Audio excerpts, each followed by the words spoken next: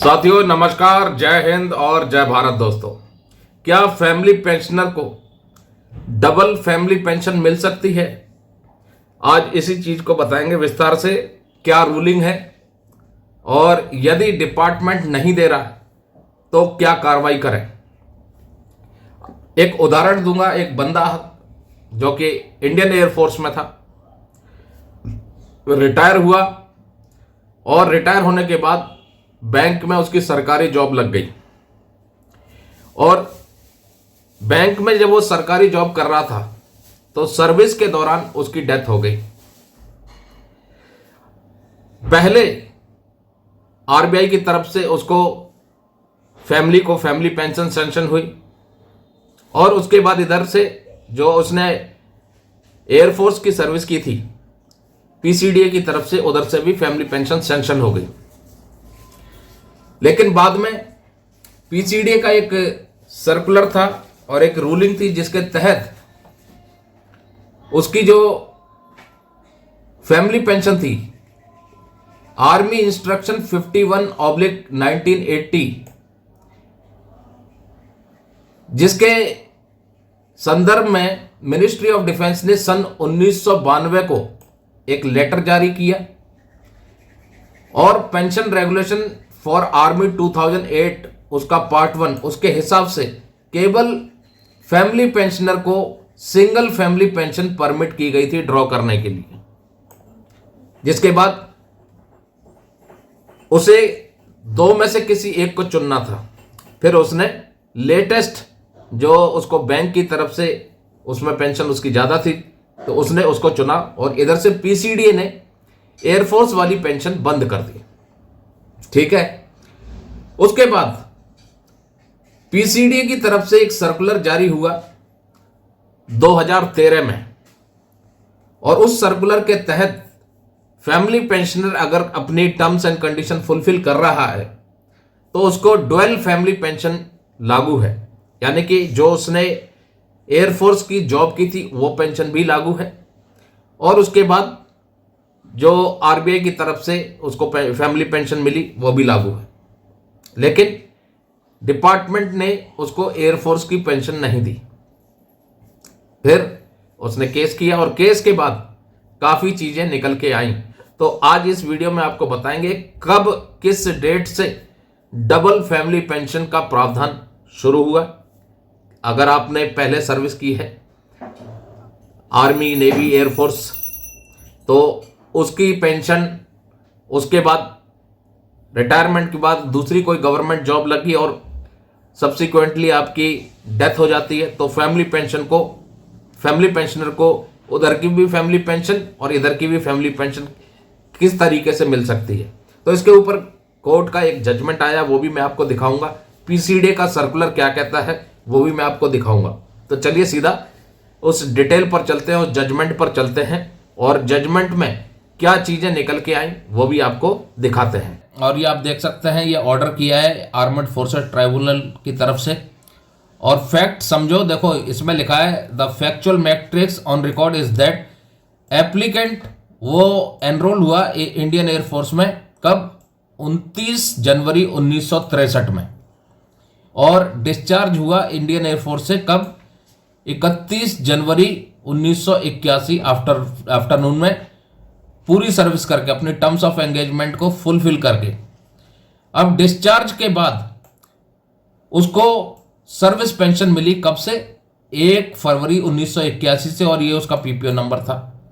उसके बाद वो री एम्प्लॉयड हुआ किसमें? रिजर्व बैंक ऑफ इंडिया में 2 जनवरी 1984 को इंडियन एयरफोर्स से रिटायर हुआ। उसके बाद वो री एम्प्लॉयड हुआ आरबीआई में 2 जनवरी 1984 को, where he served up to 1993।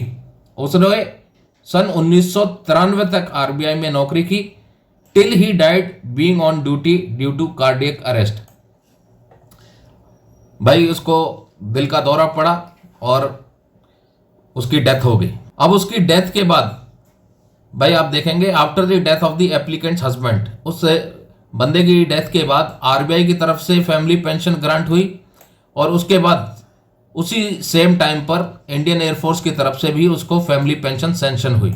ठीक है, लेकिन फिर बाद में at the time in accordance with army instruction 51/1980 और मिनिस्ट्री ऑफ डिफेंस का जो लेटर था 28 सितंबर 1992 का, और pension regulation for army 2008 part 1 के हिसाब से सिंगल फैमिली पेंशन ही परमिट थी ड्रॉ करने के लिए। अब या तो आप पुरानी सर्विस से ड्रॉ करो या करंट सर्विस की जो है पेंशन ड्रॉ करो, फैमिली पेंशन। अब एप्लीकेंट ने आरबीआई की तरफ से फैमिली पेंशन ड्रॉ करना चुना और इंडियन एयरफोर्स की तरफ से उसकी पेंशन जो है स्टॉप कर दी गई, ये स्टॉप कर दी गई। ठीक है, उसके बाद पीसीडीए प्रयागराज का एक सर्कुलर जारी हुआ, सर्कुलर नंबर 504 17 जनवरी 2013 का। अब इसके बारे में आपको बताते हैं आगे कोर्ट ने क्या ऑब्जर्व किया और क्या जजमेंट दिया। ठीक है, इधर आ जाइए।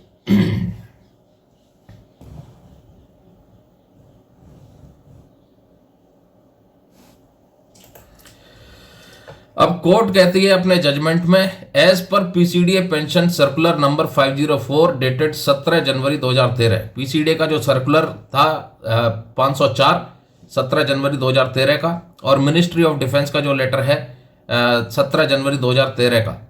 The families of armed forces pensioners who got re employed in civil departments, public sector undertakings, autonomous bodies, local funds of central state government after getting retired from military service and were in receipt of military pension till death shall be allowed to draw family pension from military side in addition to the family pension. ठीक है, if any authorized from re-employed civil department subject to fulfillment of other prescribed conditions. Circular 504 provides that dual family pension is applicable with effect from 24 September 2012।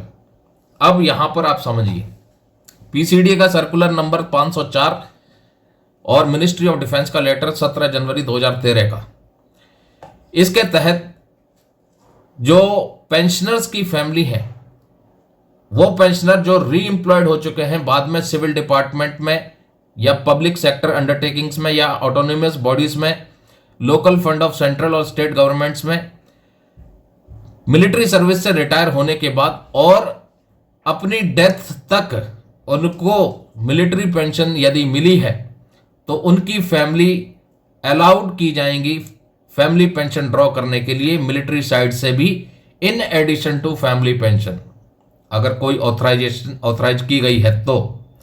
ठीक है, और circular number 504 जो dual family pension applicable करता है वो करता है 24 September 2012 से, बिल्कुल क्लियर कट है।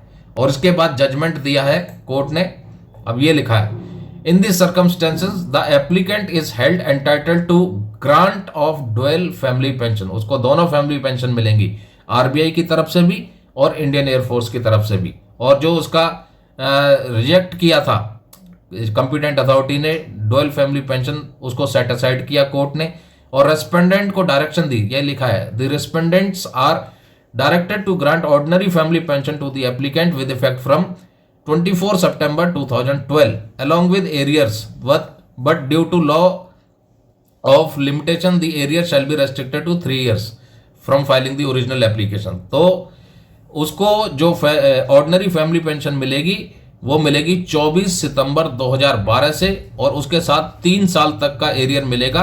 और वो एरियर 3 साल का कब से मिलेगा, जो ओरिजिनल एप्लीकेशन फाइल की थी 25 अगस्त 2022 को, वहां से लेकर के पीछे के 3 साल तक का उसको एरियर भी मिलेगा। तो साथियों, बेहतर से बेहतर जानकारी आपको प्रोवाइड की जाए उसके लिए हम हर संभव प्रयास करते हैं। और यदि आपका भी जो पेंशनर है उसकी डेथ हो गई है और वो पेंशनर रिटायरमेंट के बाद री एम्प्लॉयड हुआ है किसी गवर्नमेंट डिपार्टमेंट में या पब्लिक सेक्टर अंडरटेकिंग में या ऑटोनोमस बॉडी में, और उसकी डेथ हो गई है सर्विस के दौरान, तो आपको भी डबल फैमिली पेंशन मिलने का प्रावधान है। 24 सितंबर 2012 से आपको मिलिट्री साइड की पेंशन भी मिलेगी और साथ में जो दूसरी सर्विस की है उसकी भी फैमिली पेंशन आपको मिलेगी। और यदि आपका भी डिसेबिलिटी पेंशन या फैमिली पेंशन रिजेक्ट हुआ है किसी कारण से, तो उसको चैलेंज करने के लिए यदि आप कोर्ट केस करना चाहते हैं तो ये हमारा नंबर है। नमस्कार, जय हिंद, जय भारत दोस्तों।